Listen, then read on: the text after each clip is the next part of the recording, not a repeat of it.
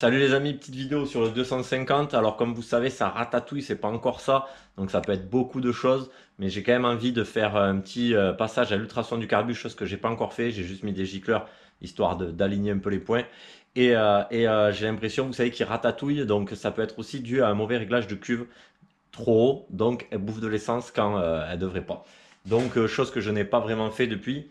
Donc ça sera juste une petite vidéo pour qu'on démonte le carbu, qu'on regarde la tête du carbu et l'état général, on va dire, régler ce niveau de cuve, un petit tour à l'ultrason, et après on remonte tout ça et on verra s'il y a du mieux. Mais bon, comme j'ai dit, ça peut être beaucoup de choses là-dessus, il y a quand même pas mal de facteurs à prendre en compte, les valves, l'usure, etc.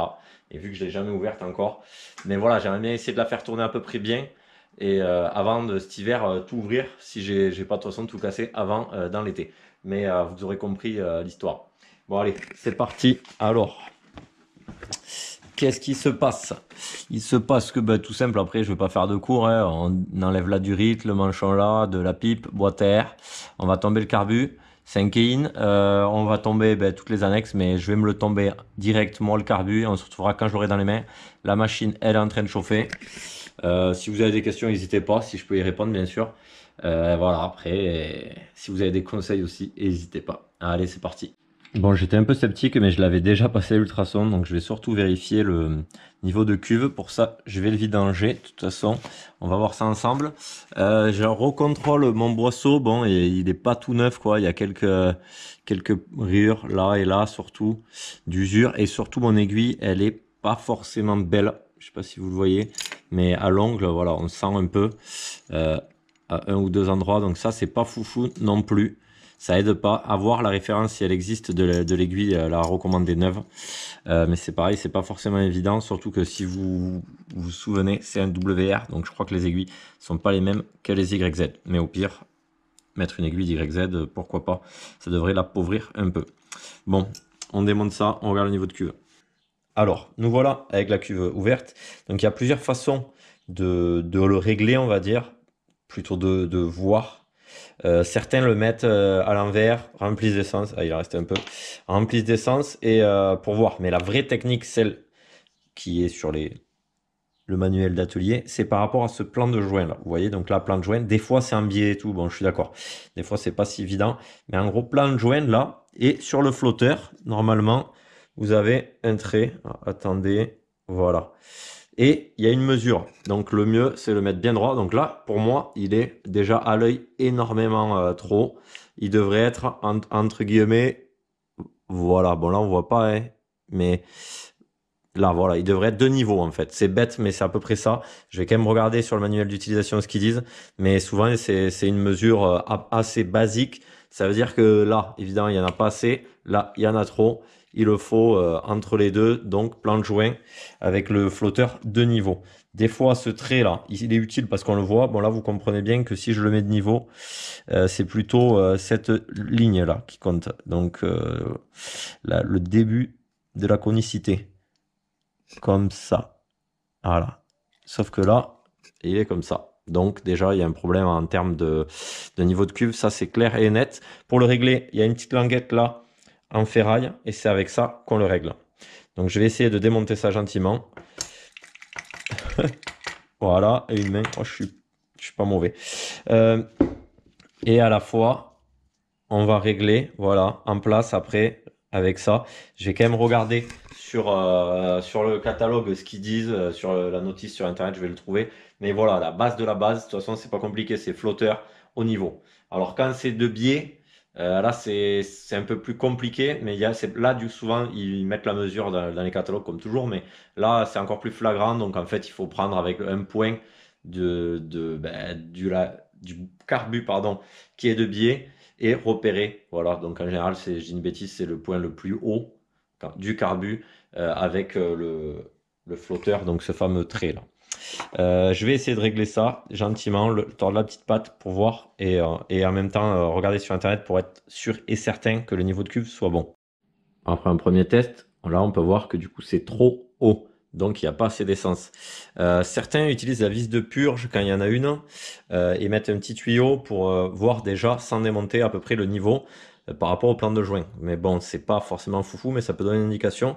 Avec le petit tournevis, voilà, on tord la languette et idéalement, il faudrait que moi, du coup, je sois comme ça. Donc, je vais le régler en sorte que ça soit comme ça et on devrait être pas mal. Et déjà, ça devrait régler un petit souci. Allez, on continue. Bon voilà, après plusieurs tests, alors c'est à la fois délicat et vraiment pas compliqué. Donc là, vous pouvez voir que je suis nickel. Donc ouvert, fermé. Voilà. Donc déjà, c'est un petit réglage. Si j'ai pas été assez clair, en gros, c'est vrai que j'ai été peut-être un peu confus. Vous le mettez à plat, en gros, de niveau. Déjà, voilà, 95% des fois, il faut être, en gros, voilà, plan de joint, flotteur de niveau. Je vais remonter tout ça et après on va essayer de tester, voir s'il y a un léger mieux ou pas. Après, c'est fort possible qu'il y ait beaucoup de problèmes sur cette moto aussi, vous le savez, c'est une merguez. Mais bon, voilà, chaque chose en son temps, toujours faire étape après étape. Bon, le voilà remonté, je pense qu'on est tous d'accord, le pire moment, c'est remonter le carbu entre la pipe et le caoutchouc de boîte à air avec les deux petits colliers, c'est toujours la misère. Voilà, moi c'est mon pire moment sur les carbus, après le reste ça va, c'est cadeau. Donc maintenant eh ben, on va attendre qu'il fasse beau pour faire un petit test. Franchement je pense que ça y joue pas mal sur le ratatouille, le côté vous comprenez, ça y joue, ça y influe énormément, le niveau de cuve c'est important là-dessus. Clairement après on n'est pas au millième mais ça y joue. Donc ça c'est une bonne chose. Maintenant eh ben, les beaux jours, on se retrouve pour vous de suite pour un test et on conclura à la suite de ça en espérant que ce soit un gros plus. Allez, c'est parti. Niveau de cuve du coup, je la fais chauffer un peu et on va se retrouver sur les petites routes et essayer de rouler avant de régler de toute façon le ralenti, la richesse ou quoi que ce soit. Alors après là elle est à vide, ça veut rien dire par rapport à un charge évidemment. Mais bon, jusque là tout va bien. Et ben allez, j'ai un spi qui suinte là, ça m'emmerde un peu. La vis du niveau de boîte aussi je vois. Ralenti un poil haut mais bon, ça c'est à la limite. Presque tant mieux parce que quand on est plein gaz et qu'on coupe après, c'est pas foufou. Bon allez, je vais chauffer ça tranquille. Bon les amis, c'est une ligne droite où il n'y a rien qui traverse. Très petite mais bon, ça longe la voie ferrée. Donc ça craint pas grand chose à part l'état de la route.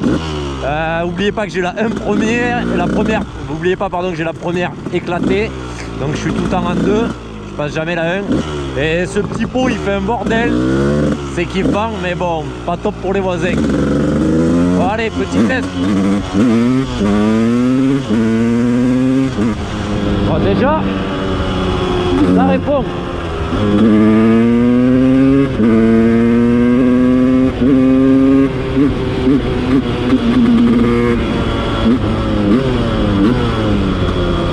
Oh, eh ben c'est pas trop mal.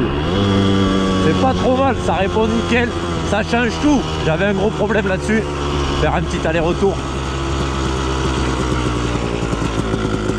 Et je m'éloigne pas trop parce que pour l'instant, eh ben, je sais pas trop si c'est trop fiable et tout ça.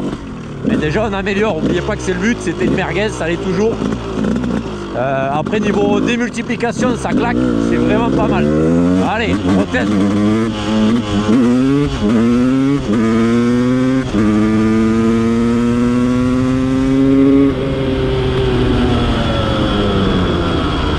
J'ose pas freiner comme un porc pour l'instant, mais ça freine sévère. Vous avez pu voir quand même que ça décolle, j'ai passé la 5 un peu vite, sachant que c'est une 5 longue. En fait j'ai l'habitude d'un cross ou direct, là en fait il faut plus taper la 4.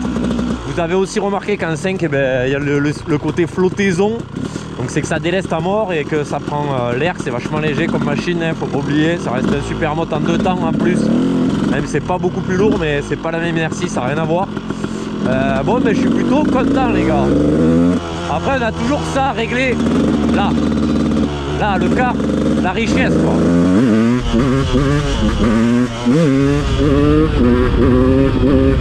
Ouh, ouais, ça tue mon gars. Ah je suis content. Là ça fait vraiment cross homologué avec des petites roues de merde.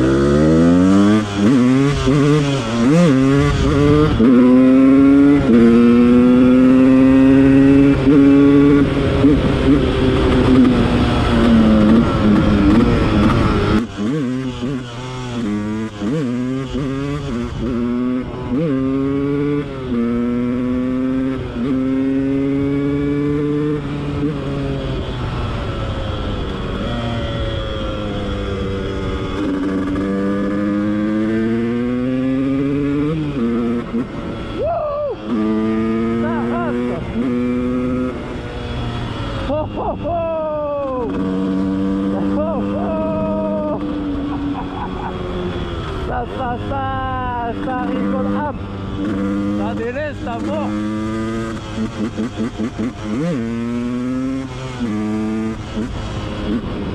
Oh, je sais pas combien j'étais, mais... Oh shit, comme ils disent les ricains.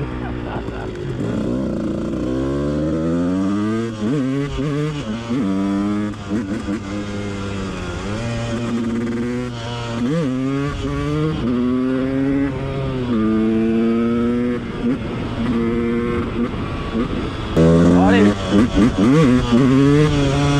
on se reste là-dessus.